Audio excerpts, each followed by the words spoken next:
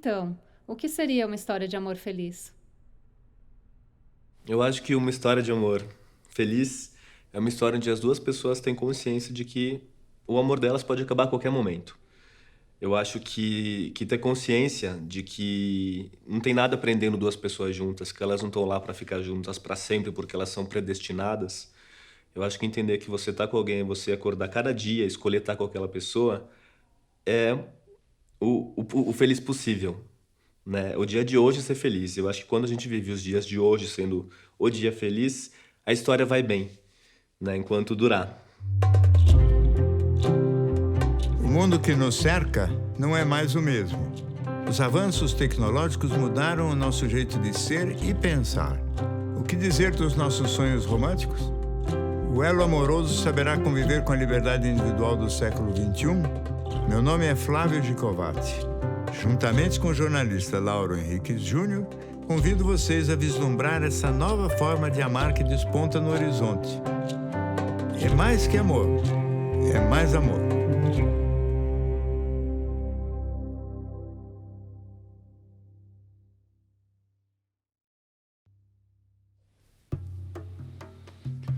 O papel do sexo é fundamental. Para mim, a diferença entre você ter uma esposa ou uma amiga. Eu tenho amigos que eu falo, nossa, quero casar com você. Mas não tenho uma resposta física, né? Meu corpo não traz nenhuma manifestação, né, para essas pessoas. E eu sei que muitas vezes as pessoas têm vergonha de falar isso, não tenho. Eu acho que tem sim uma importância muito grande. Como complemento. No começo da nossa relação, a gente tinha uma vida sexual ativa muito maior, óbvio, né? Todo mundo, assim, tá naquela sede de se fundir com o outro. E, meu Deus. Depois, com o tempo que você fica mais seguro com a pessoa, você vai tendo menos relações constantes, assim, sei lá, não é tipo todo dia. Aí você vai depois, sei lá, tendo mais qualidade no sexo do que tendo quantidade. Nossa mente é assim. Negligencia o que vai bem e se ocupa com o que vai mal. Um casal feliz no amor, com vida sexual gratificante, pensará muito pouco sobre esses temas. A obsessão da nossa cultura pelo amor romântico e também pelo sexo indica que esses assuntos continuam intrigantes e mal resolvidos.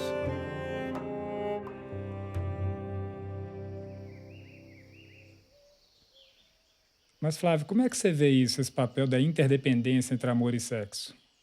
Você sabe que essa é uma questão muito importante, né? Porque esse clima de ternura, principalmente no homem, ele acaba diminuindo a intensidade do desejo, não é?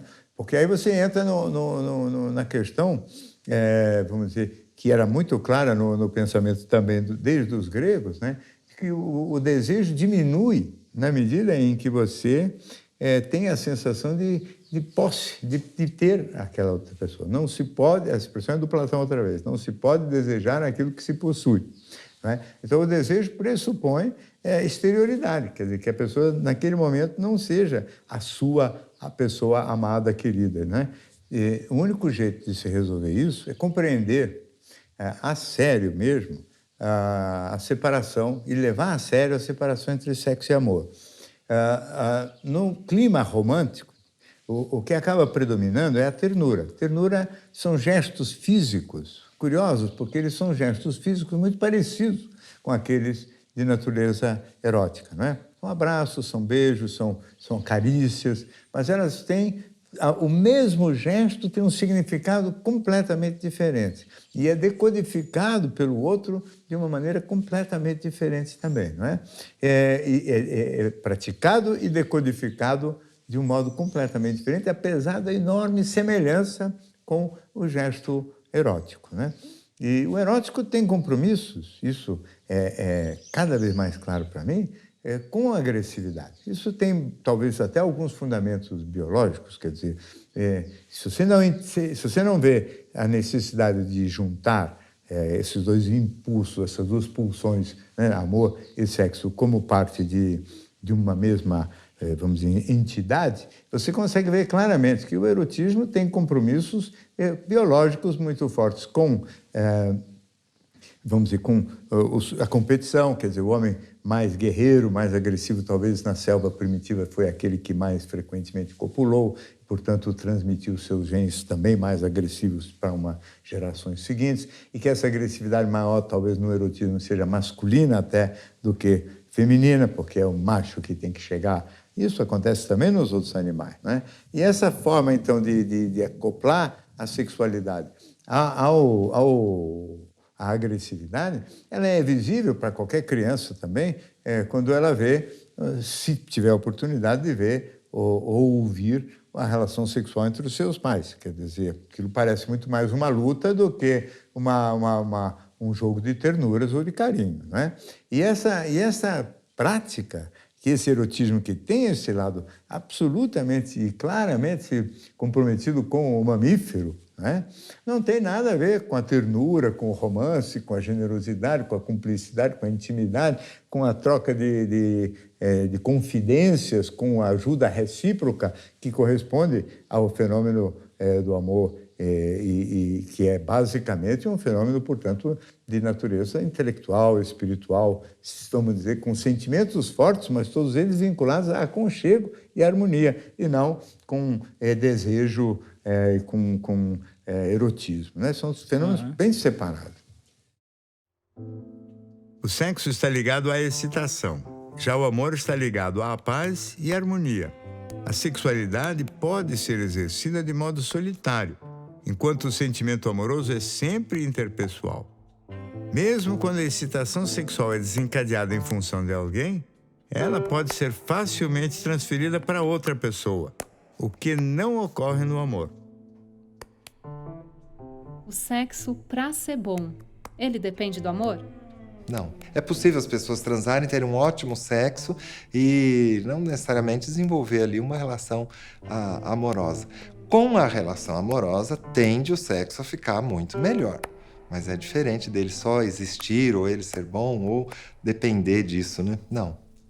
O amor dá um tempero, né? O amor, ele deixa tudo mais saboroso, assim. O amor é como se tivesse um monte de ervas, sabe? Na história. Mas dá pra ser bom sem amor também. Se você fixar o sexo com o amor, assim, ele faz parte da relação, ele faz parte de uma relação amorosa, mas acho que não, ele não... Isso não significa que ele não possa existir fora do amor, né? Porque senão parece que quem tá sozinho não pode ter sexo, né? Como que a gente faz, então, se o amor de qualidade, a pessoa tem uma relação super, né, de qualidade com a outra, de relacionamento, né, de sentimento, e o erotismo vai arrefecendo, que é uma coisa que acho que toca todo mundo em algum momento, como manter esse erotismo aceso, esse desejo sexual, né? Quais são os instrumentos que um casal pode trazer para a relação para que isso se mantenha aceso? Bom, os casais muitas vezes lançam mão de recursos em que, momentaneamente, eles deixam de ser representantes daquele vínculo amoroso, não é? Principalmente nessa fase, então, de fusão, onde estão muito grudados mesmo, né? Onde, se não houver o destaque, a separação, o outro não tem exterioridade suficiente para provocar o desejo, né? Então, muitas vezes lançam mão de recursos, né? Muda o vocabulário para uma coisa um pouco mais puxada para a baixaria, né? Muitas vezes mudam o vestuário, então usam algum tipo de roupa, principalmente a mulher, né? Roupas e acessórios mais vulgares, né? Vulgar também, outra vez, são palavras que todas elas, todas as intenções são de transmitir, vamos dizer assim, um clima um pouco menos romântico para a situação e puxar para uma coisa mais mamífera mesmo, quer dizer, em que momentaneamente a pessoa amada deixa de ser aquela pessoa amada para ser uma fêmea da espécie, né? Então, é quase um rebaixamento à situação sexual, né? Mas, talvez, nesse sentido, a palavra baixaria se fundamente na verdade mesmo. Quer dizer, tem que dar uma baixada de nível para que a gente, nesse clima mais mamífero, né, e mais próximo dos outros animais, a gente encontre a intensidade do erotismo outra vez. Porque no clima romântico nem sempre é fácil. Tem casais, por exemplo, e tem, inclusive, mulheres, né, que se aborrecem quando os seus parceiros eróticos não falam coisas mais vulgares, não as tratam com uma certa grosseria. Quer dizer, ficar fazendo um discurso amoroso na hora do sexo, às vezes, é mais comprometedor da qualidade do que realmente eficiente. Talvez o mais razoável seja a gente definitivamente entender que são dois assuntos diferentes. Então, na hora do sexo, a gente muda de canal, vai para a baixaria mesmo, né? Ali se encontra um clima, vamos dizer assim, de vulgaridade intenso. E o mais bacana disso nos casais que se amam é o que acontece depois, porque quando não existe sentimento, e nós estamos diante disso que se chama hoje sexo casual, que é uma coisa que está meio louvada, mas não tem muito futuro, na minha opinião, né? Você, depois da relação, você tem aquela sensação de vazio, né? A sensação de incompletude, de vazio aumenta, porque o sexo é em si um fenômeno solitário. O momento do prazer é um momento em que o outro desaparece. Mesmo se for o mais amado, o outro, ele desaparece. Você fecha o olho e você está convivendo exclusivamente com a intensidade da sua sensação. Quer dizer, você e você mesmo, naquele momento, é um ser totalmente, vamos dizer, mergulhado em si mesmo, não é? E, portanto, quando abre o olho depois do prazer, se o outro não for alguém muito relevante, existe um vazio enorme, maior até do que aquele que as pessoas sentem em condições normais, o que leva, talvez, muitas pessoas, principalmente as mulheres, a não terem gosto nenhum pelo sexo casual, né? Agora, se você, a hora que abre o olho, você reencontra justamente a sua amada ou o seu amado, então esse momento de reencontro, logo depois do sexo, é um momento mágico quase, não é? Quase que um reencontro com toda a intensidade amorosa, mas é depois, quer dizer, e é justamente uma reconstrução de uma unidade, vamos dizer assim, fusional que tinha sido desfeita momentaneamente durante o sexo. É engraçado que, às vezes, as mulheres falam, ele foi, me deu flores, me levou para o jantar, enfim, o pacote todo, foi super romântico e tal. Mas, às vezes, a mulher não quer isso. A mulher quer o cara que pega. E, de repente, foi aquela coisa animalesca. Eu acho que o segredo é você ter um pouco dos dois. Você não pode ser nem muito Roberto Carlos, né? E nem muito punk rock, né? Tem dia que você tá mais afim de amorzinho. Tem dia que você tá mais afim de, né? Chapuleta.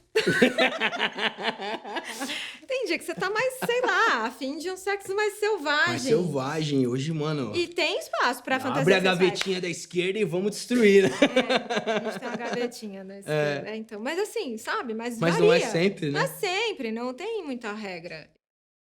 Tem a questão da pessoa usar esse artifício de trazer para a baixaria, então, para manter a chama acesa. Quem não for muito afeito a esse tipo de artimanha ou de instrumento para manter a chama acesa, existem outras coisas que o casal pode fazer, mesmo mais difíceis ou menos comuns? Então, você sabe, isso aí, sempre em psicologia, a gente fala generalizando. Existem sempre exceções, né? Eu digo a você o seguinte, é muito raro um casal em que ambos, homem e mulher, gostam do erotismo vivenciado em clima excepcionalmente romântico, quer dizer, só no eu te amo, minha amada, minha querida, como clima para, vamos dizer assim, o erótico, não é? E principalmente, muito raro que isso seja clima para o erótico no médio e longo prazo. Você sabe, o problema todo é você imaginar o seguinte, que a questão sexual e a questão dos relacionamentos também não pode ser só entendido nos primeiros 90 dias da relação, porque nos primeiros 90 dias tudo é muito, até certo ponto, fácil. Agora, se você imaginar que você tem que manter rica a chama do erotismo ao longo de 20, 30, 40 anos, então você tem que pensar realmente com muito mais consistência acerca, primeiro, de separar os dois ingredientes, depois, diminuir a importância do desejo, no sentido visual, porque você vai se esgotar de todo jeito, por mais linda que seja a sua parceira, o homem, depois de X tempo de convívio, aquela figura fica uma figura meio neutra, e aí você tem que buscar, evidentemente, vamos dizer, uma transformação dessa relação muito mais na direção não tanto do desejo quanto da estimulação táctil, porque transferir do clima de desejo para um clima de excitação, trocas de carícias, intimidade com contexto de excitação, né? Ou seja, fazer com que essa transição da ternura para o tesão, né, se faça através de estímulos tácteis que começam com carinho e vão virando mais safados, vamos dizer assim, sempre através do contato físico direto e não através do desejo, que é uma coisa que acontece mais do que tudo à distância, né? Agora, esse é um dos muitos problemas, né, do que possa ser uma relação de qualidade ao longo de décadas. Coisa das mais difíceis que existe, mas, no fundo, este sim, sonho também de consumo de quase todo mundo. E que papel que entra a atenção ao outro? Porque você falou essa coisa da carícia, que você vem ali, vai transferindo, né? O erotismo ele pode vir dessa ternura também, e é quase uma atenção que você tem que ter o momento inteiro com o próprio toque, o cuidado, né? Como que você vê também essa questão da atenção com o outro e no dia a dia mesmo? Você vê muito casal, o cara depois de 2 anos ele esquece da bom dia, depois esquece da boa noite, aquela coisa. É uma desatenção que você não tem com ninguém, um amigo, e você passa a ter com a pessoa que você convive, né? Como é que você vê essa atenção no dia a dia, assim, com o outro? Você diz, não no erotismo só, não, mas no dia a dia mesmo. No dia a dia. Bom, você sabe, realmente, um dos problemas da longevidade da relação é o gosto recíproco, né, de cuidados, de cuidar. E não é tanto de surpreender, como as pessoas gostam de imaginar, com presentes, com viagens extravagantes. Não é nada disso, não. É o cuidado no dia a dia, é a delicadeza, a preocupação, a atenção, né? E, principalmente, né, uma coisa que talvez ainda vale a pena a gente voltar a conversar mais, né? Com um diálogo rico, construtivo, para que, vamos dizer assim, o longo prazo não implique tendência à divergência. Porque você pode imaginar, Laura, o seguinte, mesmo com um casal se conheça já maduro, 30 anos de idade os dois, tenham planos e projetos de vida extremamente afinados, quer dizer, em paralelo. Querem casar, querem ter filhos, querem construir um determinado estilo de vida, etc. Mas, sabe, se forem viver juntos dos 30 até os, vamos dizer, até os 80, mas principalmente aos 50 anos de idade, 20 anos depois, se não houver um diálogo permanente, uma troca quase assim, convenções semanais, como eu gosto de brincar, né? Das pessoas conversarem sobre planos, projetos e homogeneizarem esses planos e projetos o tempo todo, a enorme tendência, principalmente hoje, onde a individualidade, e principalmente hoje, onde as mulheres pensam e têm a sua autonomia, se não houver essa homogeneização, a tendência para essa divergência crescer com os anos é enorme. E se essa divergência passar de um certo ponto, você tem o fim da relação, né? Hoje, com muita facilidade. Então, eu acho que uma das coisas que pode ajudar a melhorar a qualidade das relações, neste aspecto que você levantou, é justamente a ciência e consciência de que elas têm prazo de validade possível, ou seja, pode durar a vida inteira, mas também pode terminar a qualquer momento, ou seja, o casamento para toda a vida. Por decreto não existe mais, ele vai ter que ser uma construção, e essa construção é possível. Apesar de felizes no amor, com o passar do tempo passamos a nos interessar outra vez por nossos projetos pessoais. Daí a importância de uma comunicação permanente num relacionamento. A não ser que os planos futuros sejam elaborados a dois e compartilhados, a tendência será um gradual afastamento do casal, resultando no fim da relação.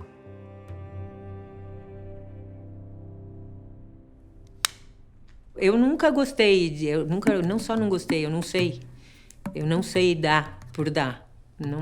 O sexo casual, para mim, não é interessante. Eu tentei, mas não tem graça. Então, a minha zona mais erógena é a minha alma. Se a alma não tá na parada, não passa nada, é impressionante. Eu tendo a só me interessar sexualmente por alguém se eu tenho um interesse, um respeito, uma admiração intelectual pela pessoa também, se eu tenho uma admiração pelos valores da pessoa. Mas eu acho possível ter bom sexo sem que esse contexto esteja presente. Essa chamada de consciência no sexo permite tudo que você quiser fazer, assim, não tem um julgamento do profano ou do sagrado. Mas eu acho que sem a consciência, ele passa a ficar assim num lugar mais do animalesco, mais do instinto. E que, não sei, na minha vida já não faz tanto sentido. Ele pode ser uma noite só, mas eu sei o que eu tô fazendo ali. Isso é essencial.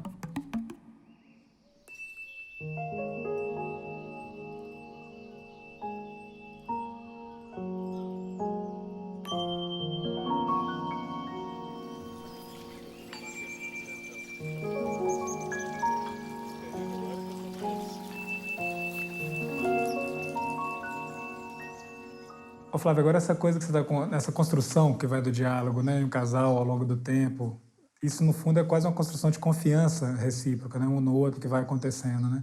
O Erich Fromm, que foi uma das pessoas um dos pensadores que mais te influenciou, ele diz, né, que amar é um ato de confiança, né? E qualquer pessoa de pouca confiança vai ser uma pessoa de pouco amor. Como é que você vê essa construção da confiança para o estabelecimento dessa relação de amor de qualidade, de longo prazo? Como que isso se manifesta no dia a dia do casal e ao longo dos anos, né? Então, eu acho que a confiança é absolutamente indispensável. Absolutamente indispensável. Nisso também eu estou de acordo com o Fromm, eu estou de acordo com ele em vários aspectos, né? E eu acho também que, só completando até um pouco do que eu vinha dizendo, que é justamente dentro desse clima amoroso que a gente tem a oportunidade de desenvolver plenamente as potencialidades da gente e contribuir para que essas potencialidades do parceiro também se desenvolvam, né? Esse desenvolvimento da potencialidade de ambos, né, é algo que une muito e que define muito essa reciprocidade que envolve também a lealdade e a confiança. Sem confiança, a confiança às vezes é uma coisa tão óbvia, né, que você ter, por exemplo, como parceiro sentimental alguém não confiável é quase uma coisa de kamikaze, né, de um indivíduo que quer realmente o suicídio. Você vai ter que ser operado do coração, entregar o seu coração para um médico que não seja altamente qualificado é um ato de insanidade, né? Você entregar o seu coração do ponto de vista sentimental para uma pessoa que não seja, aos seus olhos, absolutamente confiável é a mesma insanidade, né? Evidentemente, a reciprocidade da confiança, ela depende de determinadas características de personalidade e de caráter, né? E é por isso que as afinidades, além de gostos e interesses, tem que ser principalmente e, acima de tudo, afinidade de caráter. Duas pessoas que têm caráter, princípios e valores parecidos têm condições de confiar reciprocamente, né? Uma na outra. E se não houver esta confiança, será por algum problema psicológico que terá que ser resolvido.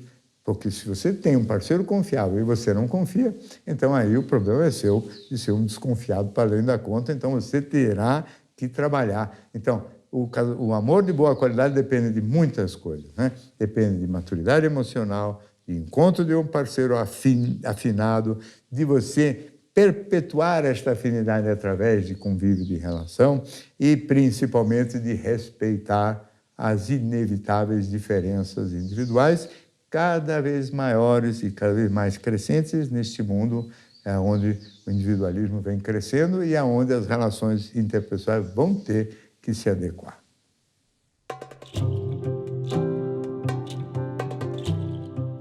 Então, de repente, aquela coisa muito grudada, muito embolada, não servia mais, né? E não servia mais e tinha que haver um respeito maior pela individualidade que vinha crescendo cada vez mais. Isso exigia muitas mudanças, né? Exige, e nós ainda estamos no processo de transição. Paixão, sexo, amizade, tudo junto, a gente tem isso muito forte. E eu não via isso. na relação dos meus pais e teu companheiro tem que ser o teu melhor amigo, sabe? Você poder falar dos teus medos, dos teus receios, das suas falhas, né? Cada um tem sua função mesmo, só que a gente funciona muito Juntos. bem junto. Ah, a gente sabe, tipo... Super gêmeos ativar, né? Ativar, tipo...